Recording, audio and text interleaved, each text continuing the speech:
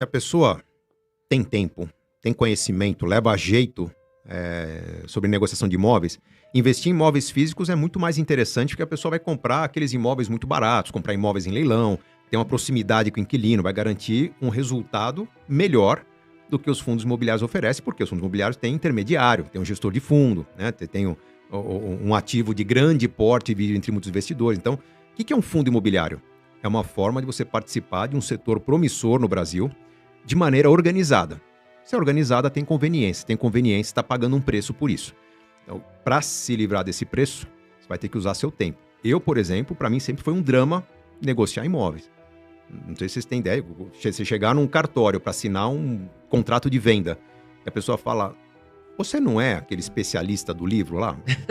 Eu sou. Pô, se o Gustavo Cerbasi está vendendo imóvel, quem está comprando está fazendo mau negócio, não tá? Aí você fica aquela situação, meio...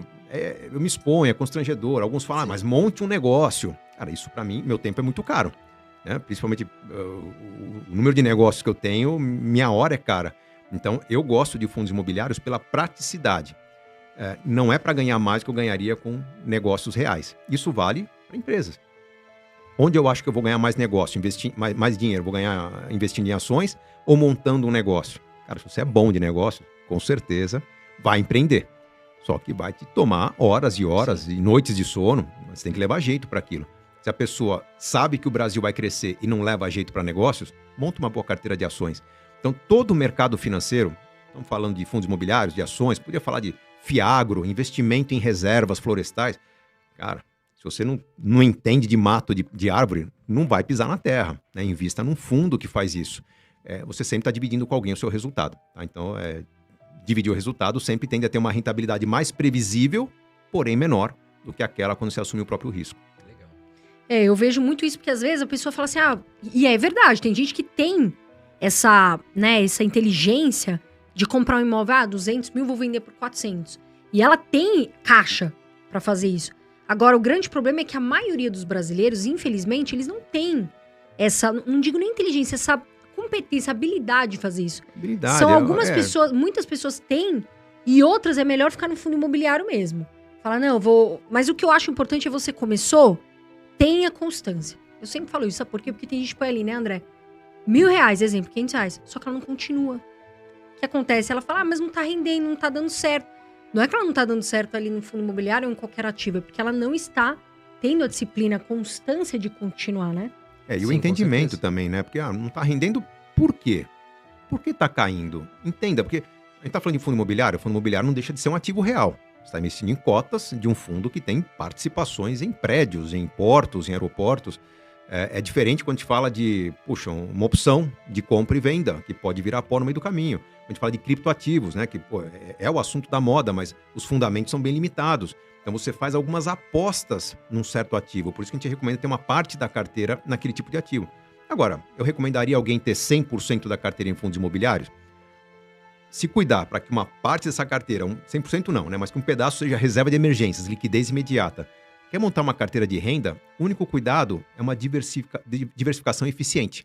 Fundos de fundos, né? A pandemia nos mostrou uma lição importante, né? Shopping centers eram os fundos, os ativos mais rentáveis pré-pandemia. Foram os primeiros a fechar com a pandemia, foram os fundos que mais deram prejuízo. Então, é um pouco de shopping, é um pouco de laje comercial, logística, infraestrutura, um pouco de cada, né? Sempre com um pezinho maior, né? Uma participação maior naquilo que tem maior potencial, aquilo que está mais defasado no mercado, mas jamais deixando de diversificar. Gustavo, você fala muito sobre a questão de ser minimalista, né? O que é ser minimalista? O que é o minimalismo, no caso? Minimalismo, para algumas pessoas é um estilo de vida, algumas assim, 1 em cada 5 pessoas é estilo de vida. Para a maioria das pessoas é um exercício. Minimalismo é quando você abre mão de tudo que não for fundamental. Você reduz drasticamente consumos de conveniência. Você deixa de jantar fora, você deixa de ter itens de decoração na sua casa, você deixa de ter caprichos e mimos e colecionáveis. Então, quando você passa a gastar só o básico que você precisa para comer. Você tem o mínimo de consumo para dar aquele conforto básico, né? Você se contenta com um livro de lazer, você está sendo minimalista. Pessoas que experimentam o minimalismo uma em cada 5, como eu falei, se apaixonam pela ideia. Cara, eu não sabia que com o que eu ganho, eu posso ter uma vida simples e viajar o mundo todo, né? A questão não é exatamente economia, é que as pessoas minimalistas, quando elas organizam as finanças, elas criam a condição de se tornarem essencialistas. Esse é o ponto importante. A partir do momento que você elimina o que você não precisa, você passa a ter um orçamento disponível.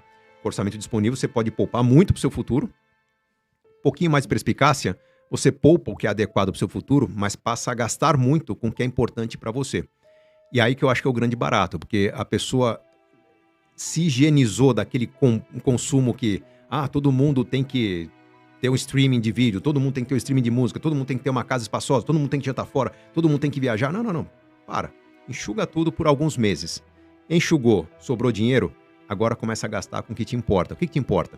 Não sei, pra mim, me importa praticar um esporte que é caro, preciso de equipamento. Pra outra pessoa importa estar na moda, pra outra pessoa importa dar 10% pra igreja, pra outra pessoa importa ajudar os pais.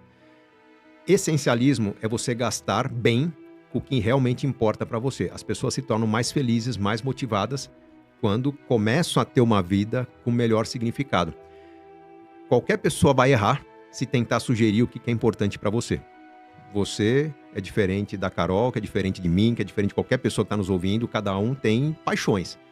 Esse autoconhecimento não é um negócio simples. Tem que conversar um pouquinho com você mesmo no começo, depois conversar, abrir o jogo com pessoas que você ama.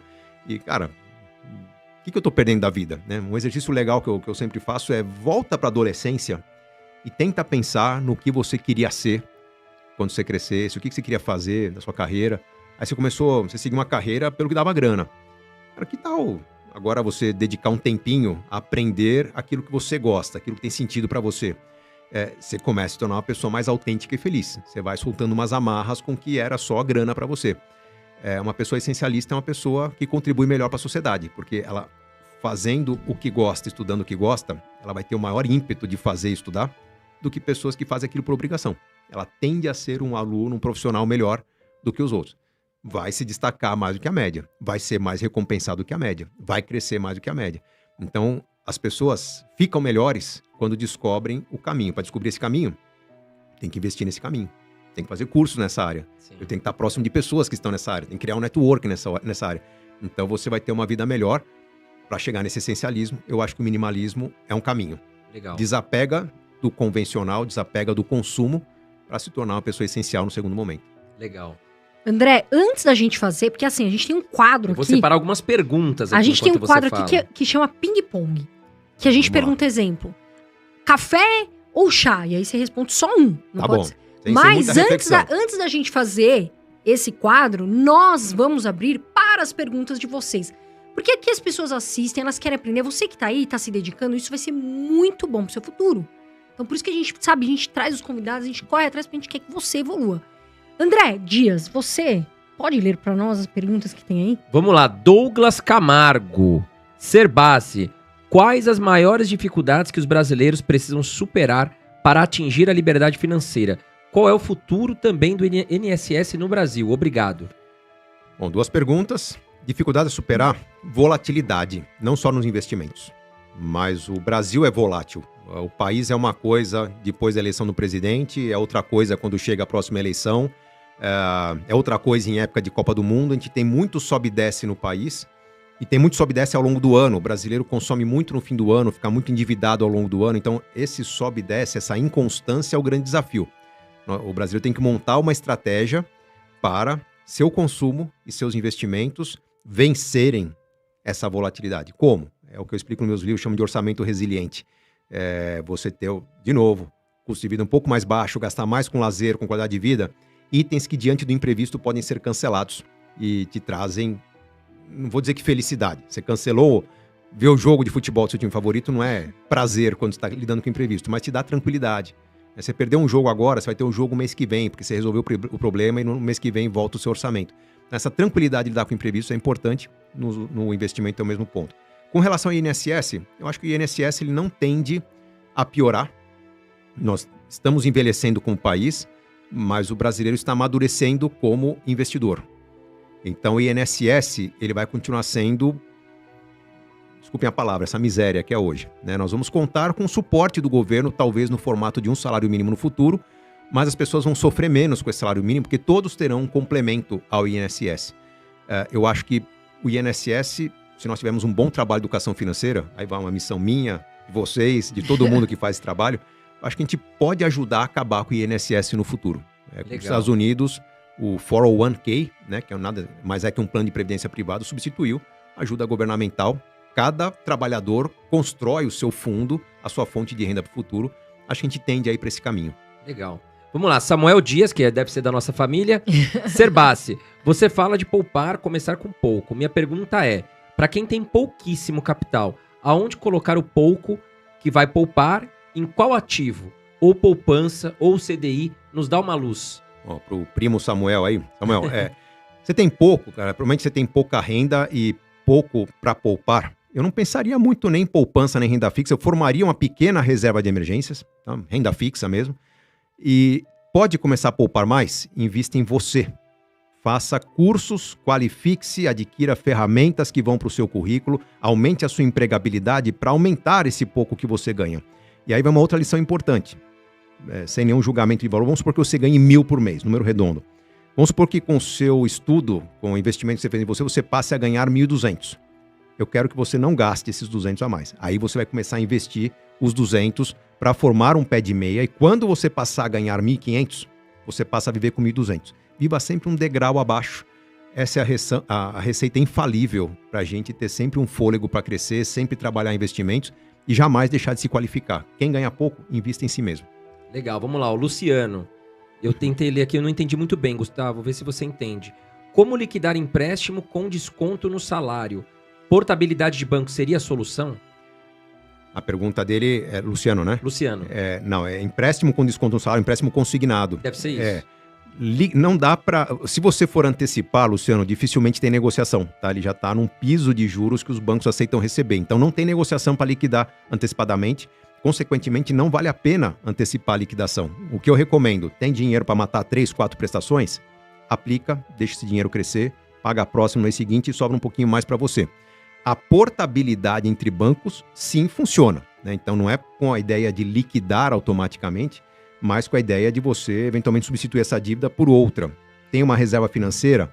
Negocie o empréstimo consignado com outro banco, talvez usando parte dessa reserva para aliviar um pouco essa conta, diminuir a prestação, e com juro melhor você vai ter uma dívida mais saudável. Vamos lá, mais uma aqui. Maria, nesse cenário de incertezas do nosso país, em que tipo de produto aplicar? Juros pré ou pós-fixado? Maria, são situações bem diferentes, tá? Nós temos um potencial fantástico para pré-fixados. O problema é que os bons pré-fixados, eles normalmente têm baixa liquidez. E vão ter um efeito que pode pegar alguns aí pelo calcanhar, que é você está contando com uma queda na Selic para ter um ganho bom na marcação a mercado, mas se a Selic subir um pouquinho, você vai ter uma perda no curto prazo. Isso assusta muita gente. Então, eu não compararia pré com pós-fixado. Eu usaria o pós-fixado, né, o que acompanha o CDI, para reserva de emergências. E se você não precisa contar com o dinheiro por um tempo, você pega um título com esse prazo de vencimento e vai carregar esse título até o vencimento. Se no meio do caminho você perceber que está ganhando muito com pré-fixado, você pode resgatar antes para fazer um lucro maior que você teria até o vencimento. Mais uma aqui, Gustavo. Bruno Faveri. Gustavo, estamos chegando em nosso primeiro 1 milhão, mas ainda não estamos conseguindo aproveitar. Família de 4 pessoas, ambos trabalham e recebendo dividendos em torno de 10% ao ano. Como a gente pode aproveitar mais? Bruno, você está com uma rentabilidade boa em termos de dividendos. Eu acho que tem que ter uma conversa em família para reorganizar o estilo de vida. Eu não mudaria os investimentos, estão no caminho certo, aparentemente estão no caminho de chegar à independência financeira em algum momento, mas em 4 pessoas, não sei qual que é a idade dos filhos do Bruno, eu acho que vale a pena uma conversa para adotar o conceito da riqueza da vida simples, um estilo de vida um pouco mais criativo, um pouco menos custoso, só que mais recheado de lazer, mais recheado de experiências, vai fazer com que qualquer desconforto em relação à casa mais apertada, mais compacta, seja compensado com essa alegria de mais experiências, tá? Com isso, vocês vão conseguir acelerar esse projeto.